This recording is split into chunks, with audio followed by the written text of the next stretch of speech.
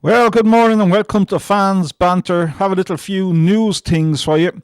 Liverpool released their new kit. Here it is. Have a look at this. What does it remind you of? It's a bit retro, isn't it? It's a bit step back to the candy years, I think.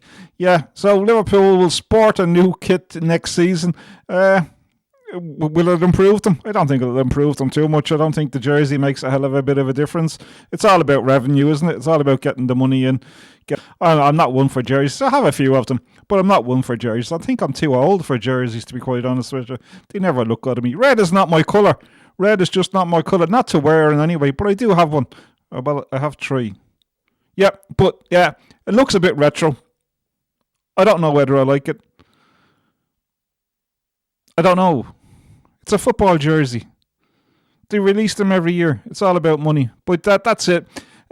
I looked on the website, by the way. I couldn't see one with Salah on it. I thought maybe there would have been sort of a little sort of hint now that allegedly that Slot is going, that you may see a jersey there with Salah on it. But I looked through Liverpool. I couldn't see it. Maybe it's there. I just didn't see it. That could have been a little hint that maybe Salah is staying and Slot is going. But no, I couldn't see one with Salah. I did see one with Virgil, and I did see one with Alisson. I thought that one with Alisson is kind of funny because he's rumoured to be going to Juventus. So maybe not too many people buy goalkeeper jerseys. If I was getting one, I think I'd go for the green. I think I look better in green. Suits my complexion. I'm a fashionista, don't you know? But yeah, there you go. It's out. They're a ferocious price, to be quite honest with you. A ferocious price for a bit of material. But anyway, that's enough of the new jersey. So, what else have we got for you? A little couple of things. Okay, Jamie Carragher. No surprise that Jamie Carragher has been critical of Mo Salah. I think Jamie Carragher is critical of Mo Salah for a long time now, over every little thing that he does. I would be critical of Jamie. I don't really like Jamie Carragher. I mean, he's played for Liverpool a long time. I think the fact that he's on Sky Sports so much actually just drives me bananas. I'm sick of listening to him. And anyway, enough of my personal thoughts on Jamie Carragher.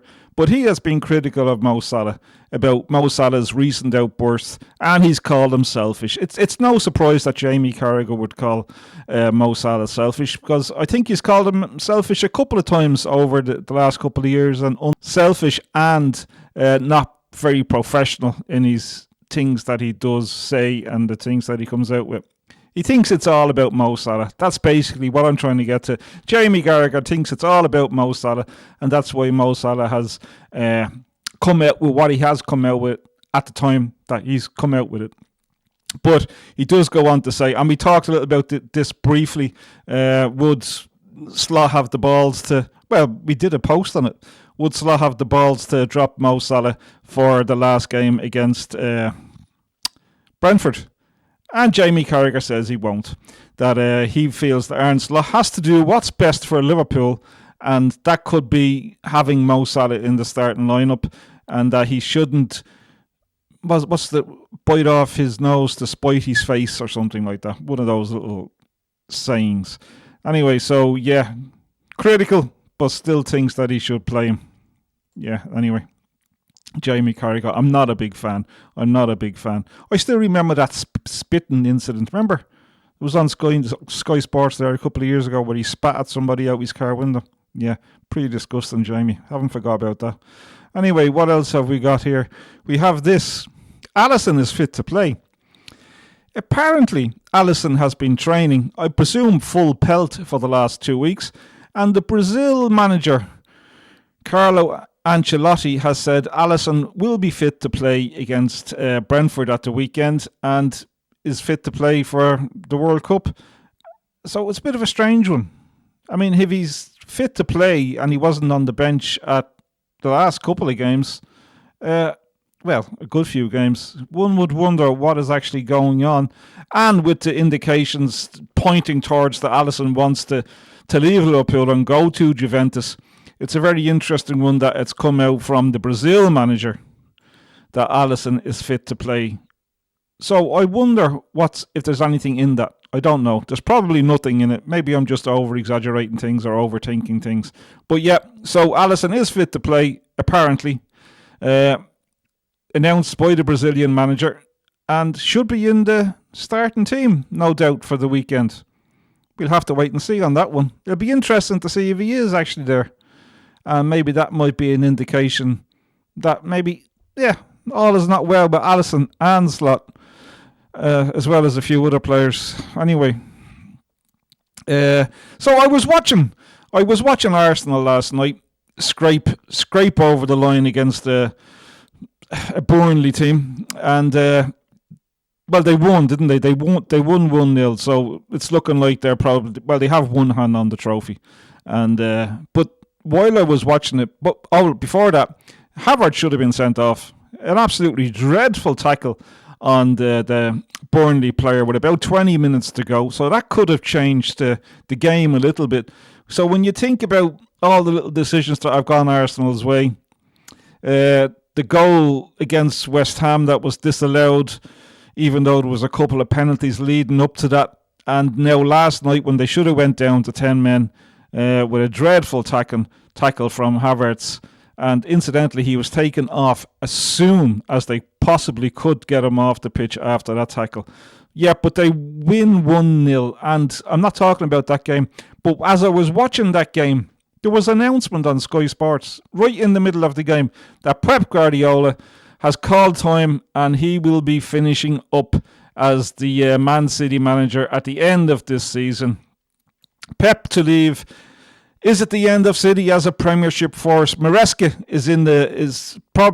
he is, isn't he? They talked about Maresca going to Man City in and around January time, that there was some sort of verbal agreement.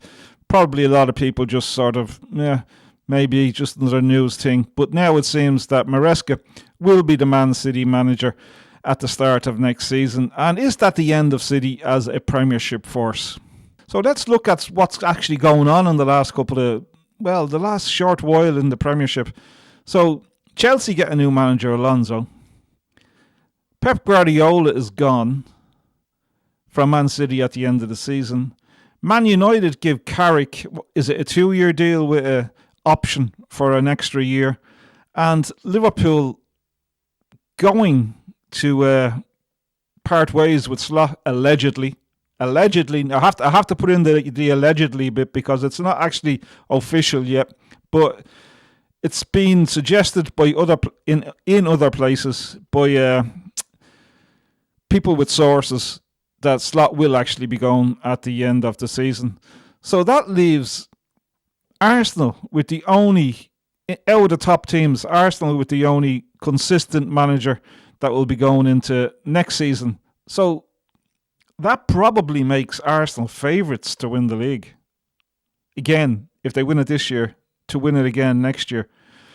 Because it's unusual, now Slot did it, but it is unusual for a manager to come in and win the Premiership in his first season. So you have Alonso. Will he win it in his first year? Probably not. Maresca with City, you would have to say probably not. Carrick. In fact, no. It couldn't be. Carrick, no, he's not going to win it. And so Arteta. So Arteta is the only manager there that will be going into the season next year with a experience of winning the Premiership. Yeah. So you'd have to put Arsenal down again as favourites for next season. That's a bit of a shocker, isn't it? So yeah.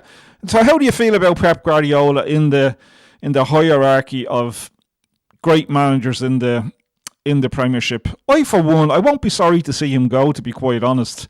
I never really enjoyed his interviews. Sometimes when you have a manager that's a little bit weird, like Slot, you can sort of enjoy the road crash that is his press conferences and things like that. But he never really said much, did he? He was a bit of a grumpy old sod, Pep Guardiola.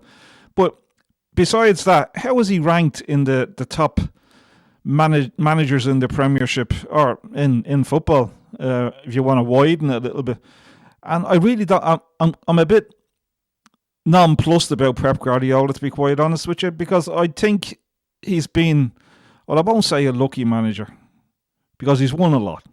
So I won't say a lucky manager, but he's had some luck with the players that he's had at his disposal over the years. Yeah, he's had some fantastic, well, world class players to be able to manage over the time that he has been a manager. And I would have liked to have seen how he would have done with, like, say, Aston Villa or West Ham or something like that, to get a feel for how good of a manager he actually is. But he'll probably go down as one of the greats. And I suppose it'll be, if you cared to debate it, it's one that could be debated as to how good he was and where he does rank as a top manager in world football. Anyway, that's enough of that.